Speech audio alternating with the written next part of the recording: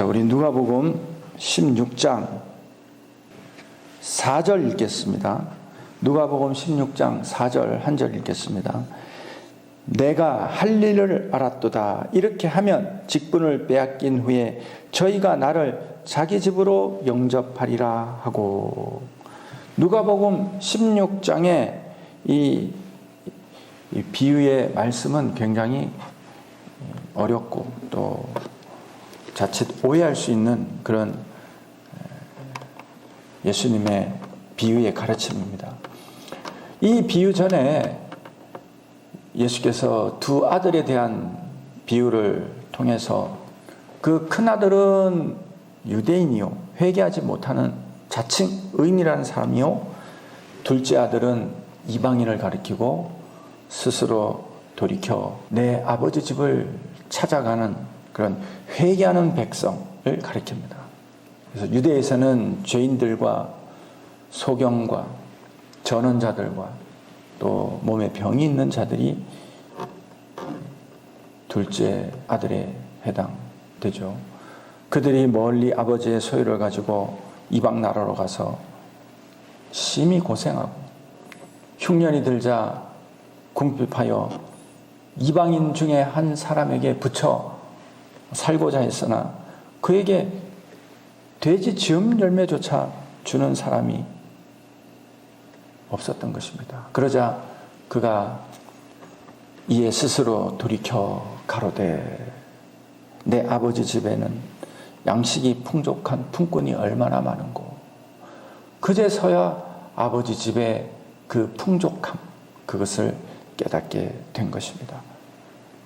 내 아버지 집의 풍족함은 세상에서 우리가 추구하는 물질적인 풍요, 입으로 들어가는 풍요가 아닌 것입니다. 내 아버지 집에는 속에서 나오는 생수의 풍족함이 넘쳐나는 줄 믿습니다. 이러한 생명의 양식이 얼마나 많은고.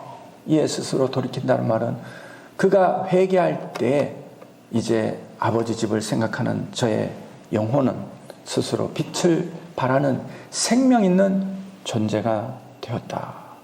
그가 일어나 아버지께로 가서, 그가 일어나 아버지께로 가서, 이 말이 부활한 영을 말하는 것입니다. 둘째 아들이 돌아올 때 아버지가 상거가 먼데 불구하고 둘째 아들에게 달려가 목을 안고 입을 맞추고 저를 측은히 여겨서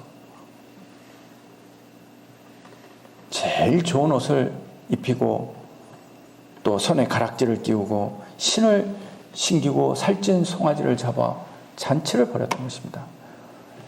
이렇게 아버지께서 회개한 그 둘째 아들의 죽었다가 다시 살아난 것과 잃었다가 얻은 이 아들의 즐거움을 나누고 있을 때 큰아들이 아버지를 비난하고 아버지와 마음을 같이 하지 않았던 것입니다. 그러자 예수님께서 오늘 비유를 통해서 다시 설명을 하고 있는 거예요. 그래서 이 16장의 비유는 유대인들의 입장에서 그 하나님이 회개로서 이방인들을 다 구원에 이르게 하는 자기 아들 삼아주는 이 일을 유대인의 율법적인 관점에서 바라본 것입니다. 그래서 이 청지기는 예수님을 가르친다 그랬잖아요. 그 예수님을 가르치는 이 청지기가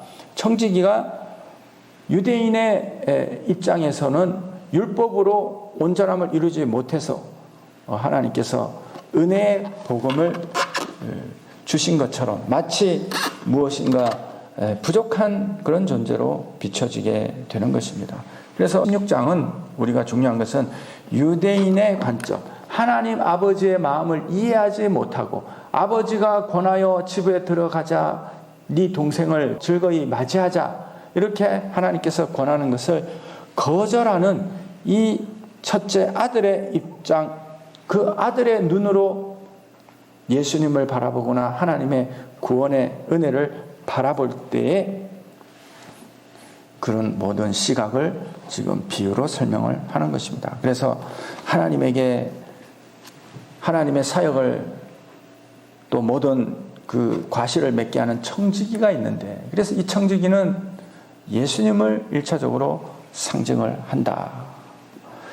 그가 주인의 소유를 허비하였다.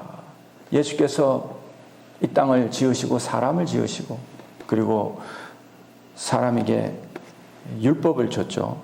율법을 주고 구원에 이르게 하였으나 그들이 율법으로 하나님이 원하는 그 자기의 죄를 회개하고 돌아보고 사랑에 이른 것이 아니라 이 율법으로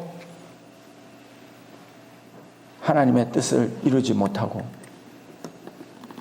그리고 가난한 자들을 핍박하고 병든 자들을 핍박하는 이런 지경에 이르게 되고 만 것입니다. 그러니 이것은 주인의 소유를 허비하게 되는 것과 같은 것입니다. 그래서 주인이 저를 불러 가로되, 율법의 직분을 먼저 줬는데 주인이 이 청지기를 불러 네 보던 일을 세마라, 청지기 시무를 계속하지 못하리라 했던 것입니다. 하나님께서 이제 우주적인 역사의 행정을 율법에서 믿는 자들을 통한 하나님의 은혜를 부어주시는 그런 놀라운 역사로 진행되게 되는 것입니다. 그래서 그 청지기 직분을 못하게 하니 청지기가 속으로 이르되 주인이 내 직분을 빼앗으니 내가 무엇을 할꼬. 땅을 파자니 힘이 없고 빌어먹자니 부끄럽구나. 그래서 율법의 그 직분으로는 우리가 땅을 일구어서 땀이 흘러야 먹을 양식이 있지만 율법으로는 죄를 회개하지 아니하면 참으로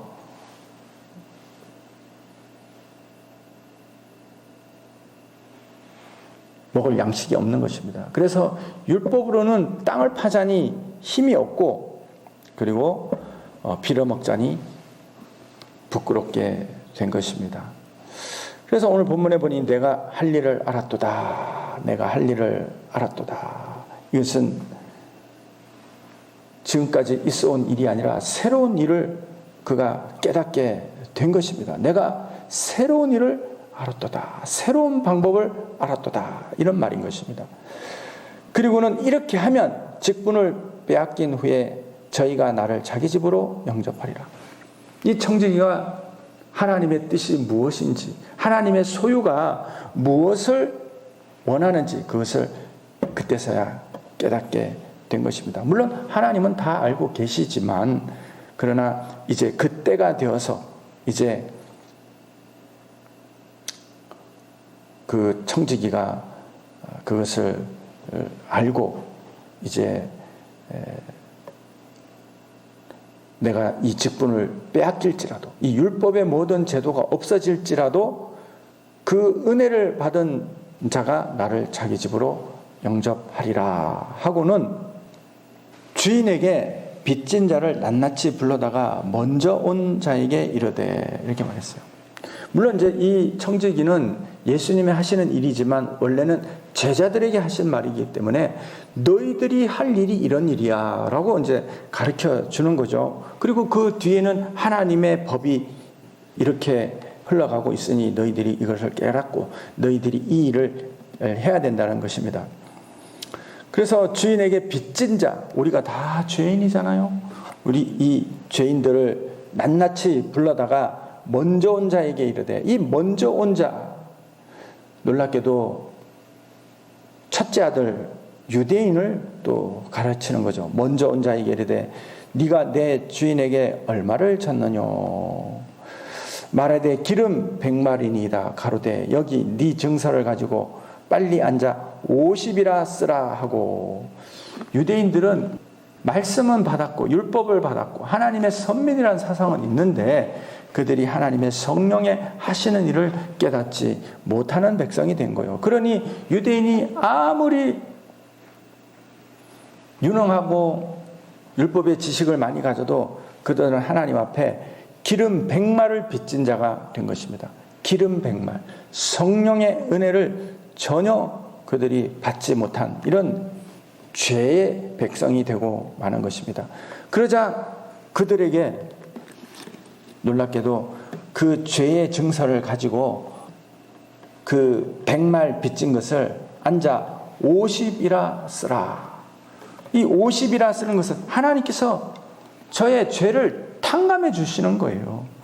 자기 죄를 자각하고 자기 죄를 인식하고 회개하면 즉시 그의 죄의 빛이 탕감되는 줄 믿게 되기를 바랍니다. 그래서 이 비유가 나중에 한 사람이 그 1만 달란트 빚진 자가 하나님께서 그 빚을 다 갚을 것이 없어서 탕감해 주니 저가 하나님의 은혜를 받았는데 자기에게 100데나리온 빚진 자를 잡아다가 감옥에 가두게 되는 이런 사람이 되고 마는 거죠.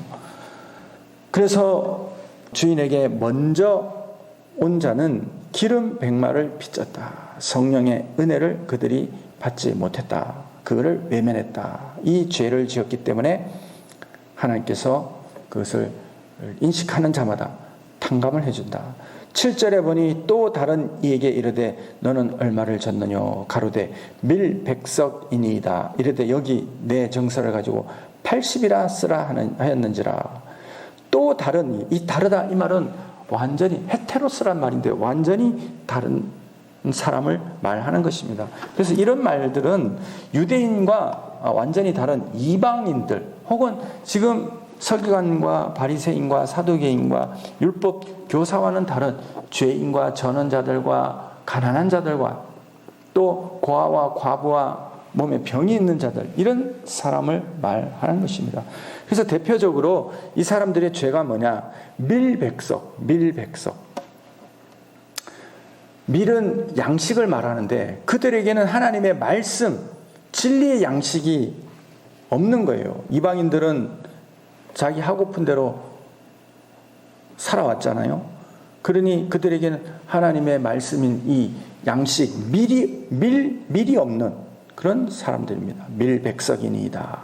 우리에게는 진리의 말씀이 부족합니다. 우리는 아무리 우리가 세상에서 좋은 일을 하고 선행을 쌓고 또 세상 사람들에게 의롭다 칭함을 받을지라도 우리는 진리를 알지 못하는 무지한 백성입니다. 이런 회개가 있는 사람에게 여기 네 증서를 가지고 너의 그 죄의 증서를 가지고 80이라 쓰라. 그런데 한 절만 더 봅시다. 주인이 이 옳지 않은 청지기가 이를 지혜롭게 하였으므로 칭찬하였으니 이 세대의 아들들이 자기 시대에 있어서는 빛의 아들들보다 더 지혜로움이니라. 이런 구절들이 이제 우리가 굉장히 어려운 그런 난해한 구절이죠. 주인은 하나님이에요. 하나님이 이 옳지 않은 청지기가 뭐예요? 기름 100마를 빚지면 이자까지 해서 120마를 받아야 되는데 무려 70마를 탕감해 줬죠. 밀 100석을 빚지면 밀 120마를 받아야 되는데 밀 100석을 빚졌으니 밀 120석을 이자로 받아야 되잖아요.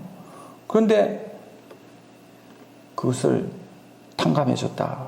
그런데 이 옳지 않은 청지기, 이 불의한 청지기가 이를 지혜롭게 하였으니 하나님께서 우리를 사랑하셔서 우리 죄를 없이 하시고 하나님은 우리를 구원에 이르게 하시는 것을 원하시는 줄 믿습니다. 하나님의 소유는 에덴 동산으로부터 우리에게 부족함이 없이 임하여 있는 것입니다. 하나님은 우리를 정죄하기를 원하시는 분이 아니신 줄 믿습니다. 이 옳지 않은 청지기가 이를 지혜 있게 하였다. 그래서 예수께서 오셔서 이 땅의 모든 죄인들을 불러 예수 믿는 믿음 안에서 죄를 회개하면 저의 죄를 없이 하는 이 일이 하나님 보시기에 지혜롭게 하였다. 이렇게 칭찬하였던 것입니다. 이 칭찬하다는 말이 찬송하다, 찬양하다, 나의 노래가 되다 이런 뜻이에요. 아주 존귀한 단어, 하나님에게만 쓰는 단어예요. 그래서 이 불의한 청지기가 이를 지혜롭게 하였는데 하나님의 영광에 찬송이 되었다 이런 뜻입니다. 그리고는 이 뒷구절을 잘 보시면 이 세대의 아들들이, 이 세대는 어떤 세대예요? 우리는 오는 세대의 하나님의 영광의 백성이요. 이 세대는 지금 이 죄의 세대를 말하는 것입니다. 선과 악의 세대요, 율법의 세대요, 육신의 사람, 첫사람 아담에게 속한 이런 세대. 그래서 이 세대의 아들들이 자기 시대, 지금이 자기 시대 되나요? 선악의 세계관으로 이루어져 있는 이 시대에는 빛의 아들들보다 더 지혜롭다. 이건 이제 예수님이 역설적으로 비유를 말씀하시는 거죠. 빛의 아들들은 탕감을 해주는, 오히려 이 세상으로는 어리석고 무지하고 바보 같은 짓이죠. 빚진 자에게 빛을 탕감해 주다니, 빛을 없이 하다니, 죄를 없이 하다니, 이것은 이 세대에서는 있을 수 없는 일이죠.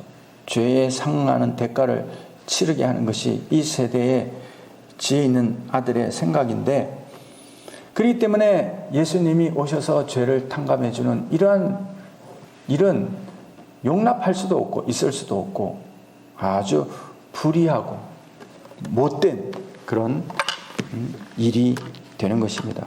그래서 빛의 아들들보다 이 세대에서는, 이 세대의 아들들이 자기 시대에 있어서는 더 지혜롭다.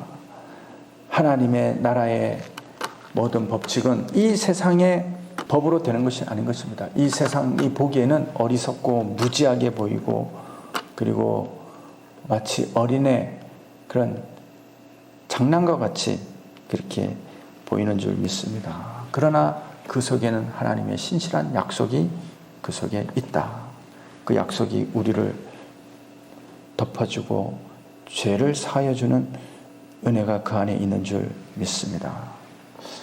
하나님 아버지, 오늘도 이 예배 가운데 함께하여 주시고 이 기도의 가운데 함께하여 주셔서 우리의 기도를 흠양하여 주시는 줄 믿습니다. 주여, 이 세대의 아들들이 자기 시대에 있어서는 빛의 아들들보다 지혜롭나이다.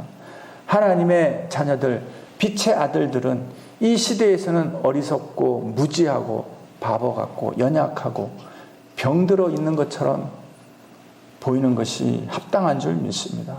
그러나 우리의 심령 가운데는 하나님의 놀라운 성령의 은혜가 있고 약속이 있사오니, 주여, 우리가 주의 약속으로 말미암아 우리의 심령이 만족하오니 하나님께서 함께하여 주시옵소서. 감사를 드렸고 예수님의 이름으로 기도합나이다. 아멘. 하늘에 계신 우리 아버지여, 이름이 거룩히 여김을 받으시오며 나라의 임하옵시며 뜻이 하늘에서 이룬 것 같이 땅에서도 이루어지리이다. 오늘날 우리에게 일용할 양식을 주옵시고 우리가 우리에게 죄 지은 자를 사하여 준 것 같이 우리 죄를 사하여 주옵시고 우리를 시험에 들게 마옵시고 다만 악에서 구하옵소서. 대개 나라와 권세의 영광이 아버지께 영원히 있사옵나이다. 아멘.